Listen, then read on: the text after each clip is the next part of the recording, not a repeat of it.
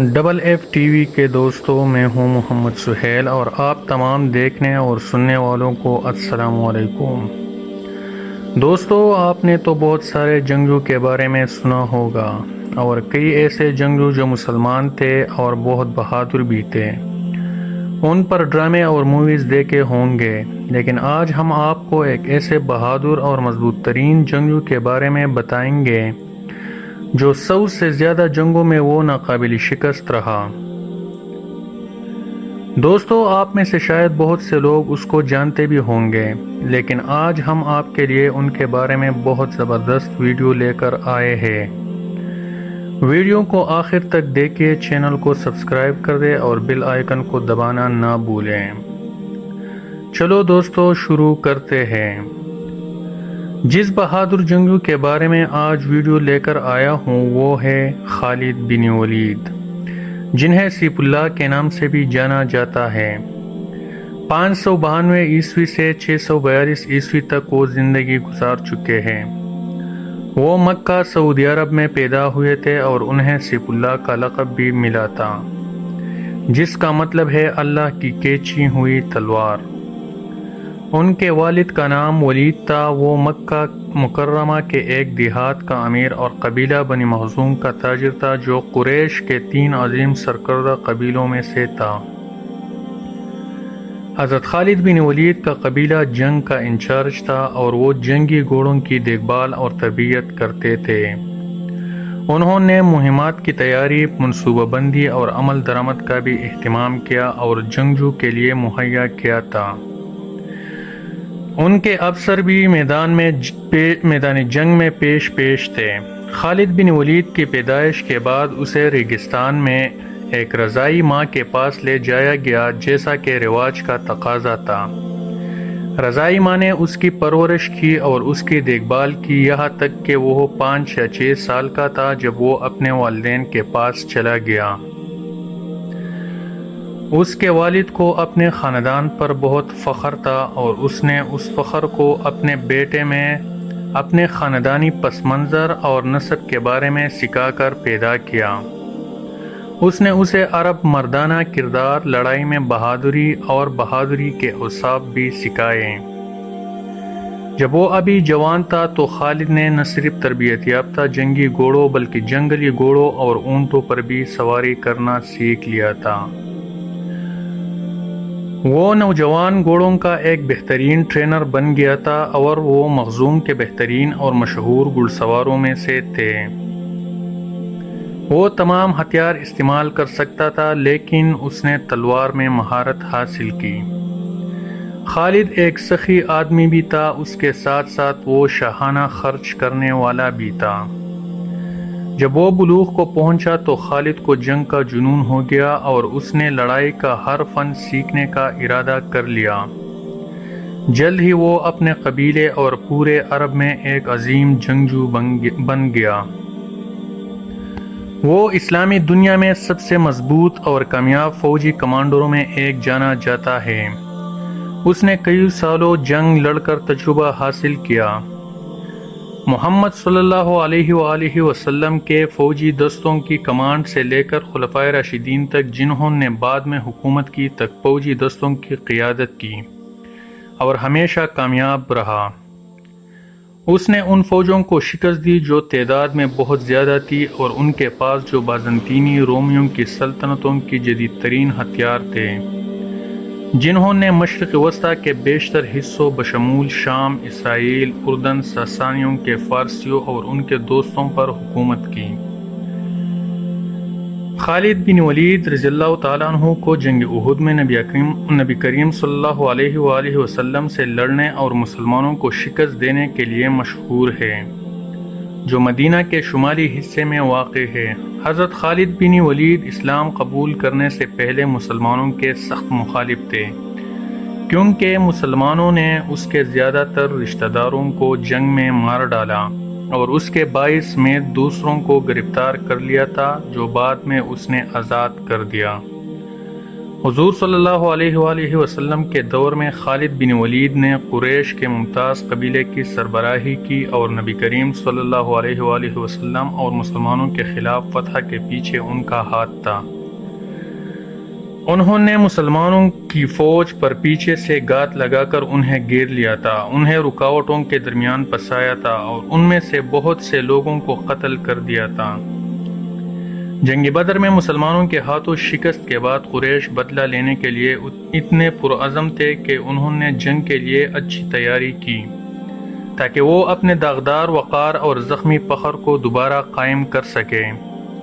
ایسے بہت سے مشرک تھے جو نئی جنگ کے لیے تڑپ رہے تھے اور جن کا مقصد دولت اسلامیہ کو کچلنا تھا۔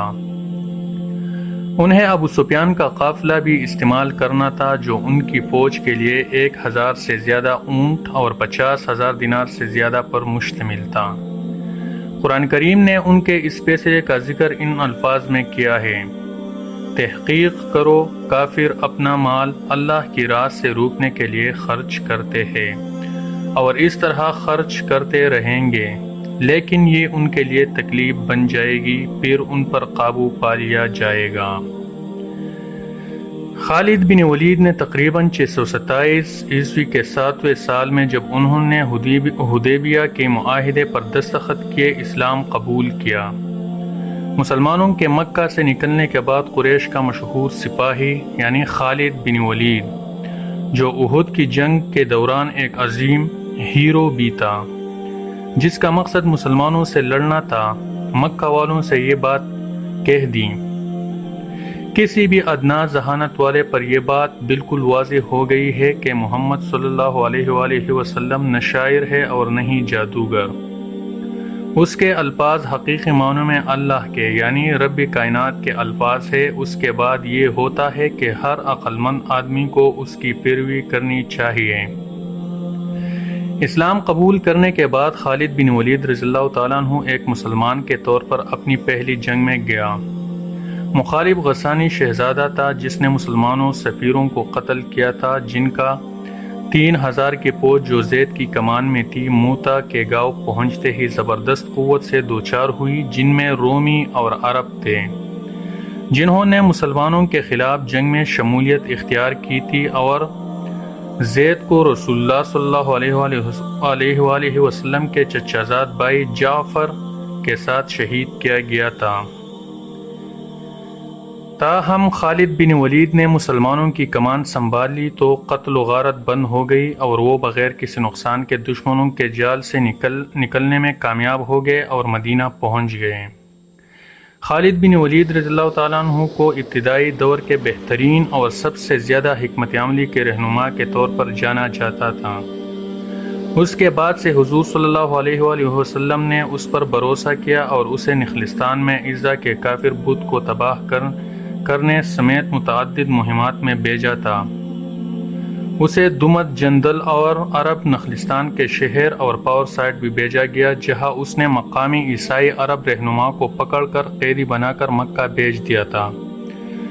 بعد ازاں وہ یمن سے بنو حارث قبیلہ کے پاس گئے تاکہ ان کو اسلام کا پیغام دے سکے اور اسلام قبول کروا سکے۔ خالد بن ولید بعد میں جنگ یمامہ، مسلم دنیا میں ارتداد کی مہم، فارس کے تصادم کے ذریعے عراق پر حملہ اور ہیرا کی فتح جیسی دیگر بہت سی عظیم مہموں میں کامیاب ہوئے۔ اس نے وہاں بہت سی لڑائیاں لڑی، جن میں 633 ہجری کے لگ بھگ زنجیروں کی لڑائی، دریا کی لڑائی اور وجانہ کی لڑائی شامل ہے۔ اس نے دمشق اور ایمیسا کو فتح کیا اور یروشلم کے معاہدے پر مذاکرات اور دستخط کرنے میں حصہ لیا۔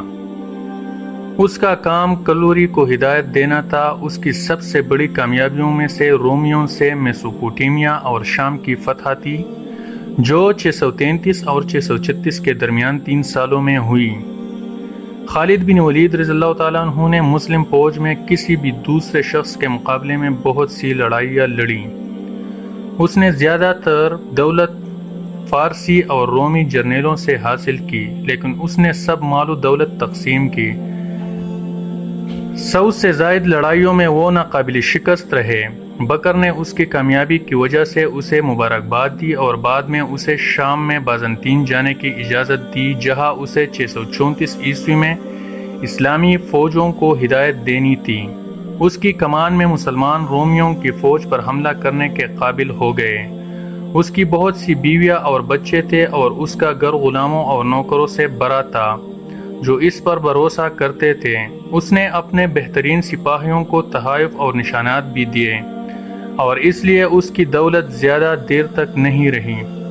خالد بن ولید رضی اللہ تعالیٰ عنہ شاید اسلامی توسیع کے ابتدائی سالوں کے سب سے زیادہ قابل احترام، معزز اور پہچانے جانے والے فوجی رہنماؤں میں سے ایک ہے۔ شام کے شہر حمص میں ان کے مدفن مقبرے کو 19ویں صدی میں دوبارہ تعمیر کیا گیا اور ان کی یاد میں وہاں ایک بڑی مسجد اور تعلیمی مرکز تعمیر کیا گیا۔ دوستو، یہ تھی خالد بن ولید رضی اللہ تعالیٰ عنہ کے بارے میں تاریخ اور ان کے دور کی لڑائیوں کا تذکرہ۔ اگر ویڈیو اچھی لگی ہے تو چینل کو سبسکرائب کر دیں اور بیل آئیکن کو ضرور دبائیے تاکہ آنے والے ویڈیو میں آپ کو اور معلومات فراہم کی جائے اور آپ سے کوئی بھی ویڈیو مس نہ ہو جائے، اور ویڈیو کو آگے شیئر کریں۔ اب مجھے دیجیے اجازت، پھر ملیں گے نیکسٹ ویڈیو میں۔ اللہ حافظ۔